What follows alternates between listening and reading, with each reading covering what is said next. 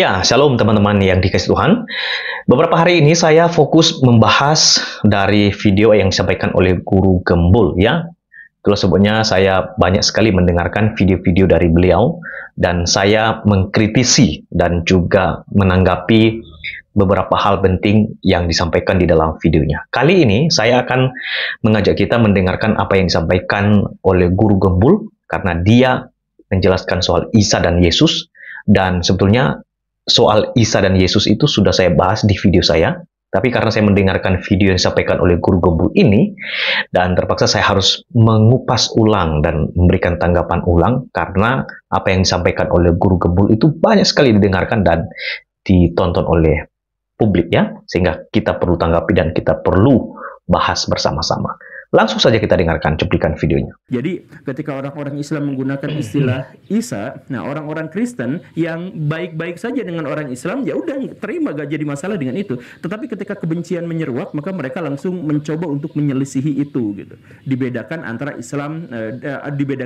Isa dengan Yesus dalam pahaman Islam dengan Kristen gitu. Dan perbedaannya juga adalah perbedaan teologis gitu. Kan kalau Yesus Tuhan sedangkan Isa itu nabi, ya gak bisa gitu. Itu kan masing-masing sistem teologi yang berbeda gitu. Jadi jangan sok-sokan ngomongin bahwa secara historis mereka itu berbeda. Jangan ngomongin historis kalau misalkan pendekatannya adalah teologis gitu. Jadi pisahkan itu semua. Makanya metodologi berpikirnya, metodologi ilmiahnya itu harus benar-benar dijelaskan. Lagian kalau mereka menyebut kemudian Isa dengan Yesus itu adalah pribadi yang berbeda gara-gara yang tadi itu status ilahiyahnya dan sebagainya, kenapa mereka gak merujuk kepada Alkitab masing-masing atau kitab suci masing-masing? Kita lihat misalkan ya, persamaan antara Yesus dengan Isa, sama-sama dibimbing oleh Yahya, sama-sama dalam tanda kutip dibaptis atau sama-sama dibimbing atau semacam itu oleh Yahya. Kemudian sama-sama anak dari Maryam atau Maria. Kemudian sama-sama lahir dari Roh Allah. Atau Roh Allah kata orang-orang Kristen itu adalah Rohul Kudus. Kalau misalkan orang-orang Islam itu dibimbing sama malaikat Jibril gitu ya. Tapi namanya adalah Roh Allah atau Roh Kudus gitu ya. Kan dalam Islam Roh Kudus juga ada. Kemudian Isa adalah Kalimatullah, itu juga dijelaskan. Kemudian Isa adalah pribadi yang suci. Kemudian ada banyak mujizat, mujizatnya juga kurang lebih sama, digambarkannya serupa. Kemudian Isa terangkat di surga dan sekarang ada di sisi Tuhan.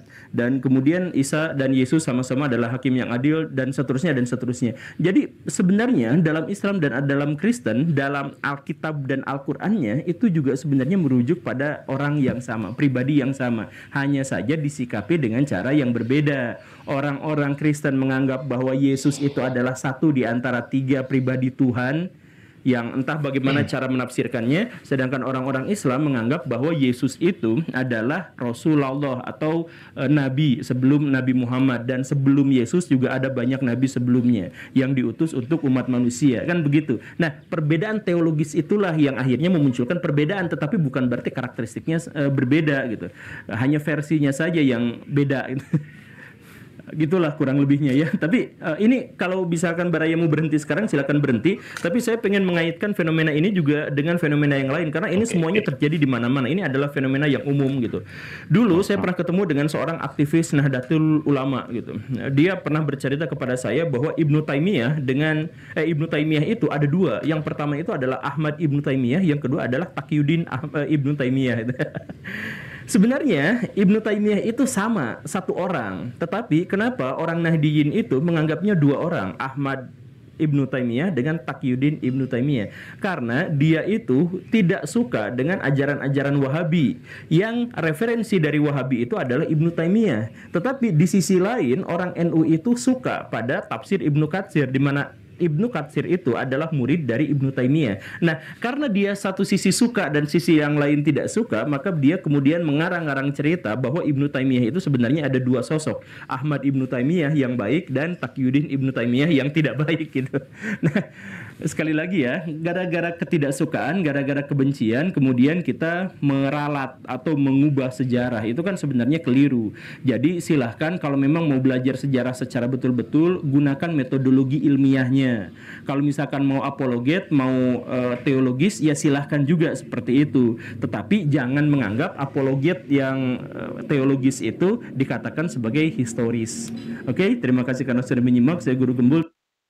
Oke, teman-teman, demikianlah apa yang disampaikan oleh Guru Gembul. Intinya, karena dia adalah seorang Muslim, dia pasti akan berpendapat bahwa Isa dan Yesus itu sama.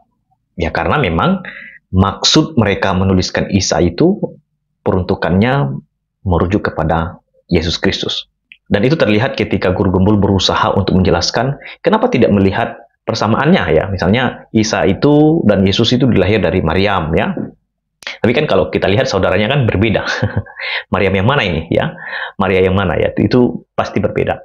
Dan dia juga dibaptis oleh Yohanes ya, dan dibimbing oleh Roh Kudus dan lain sebagainya. Itu penjelasan usaha yang disampaikan oleh guru gembul supaya banyak orang mengakui, oh iya ini sama.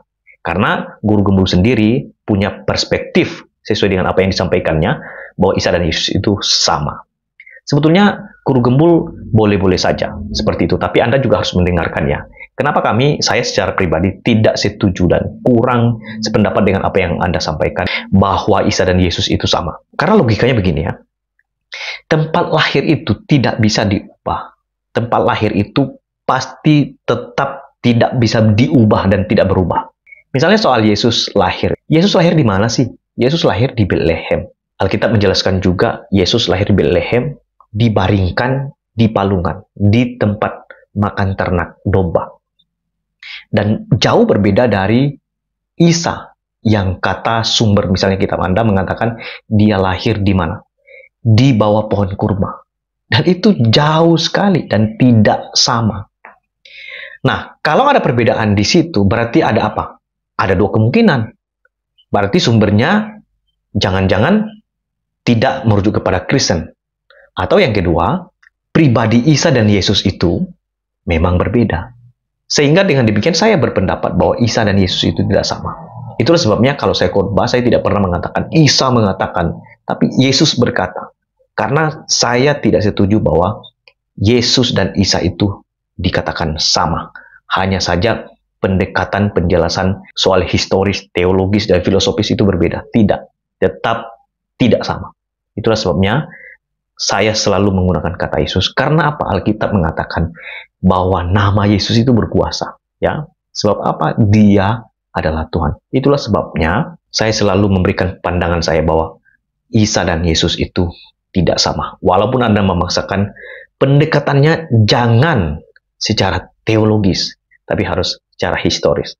Secara historis saja dari kelahiran berbeda. Apalagi dari apa yang dikisahkan sampai akhir hidupnya itu berbeda jauh. Ya, itu tidak bisa diubah ya. Jadi itu saja Pak Guru Gembul yang sangat terhormat. Tuhan berkati. Kiranya video ini boleh menjadi berkat, memberikan edukasi kepada saudara yang sedang menyaksikan video ini. Shalom.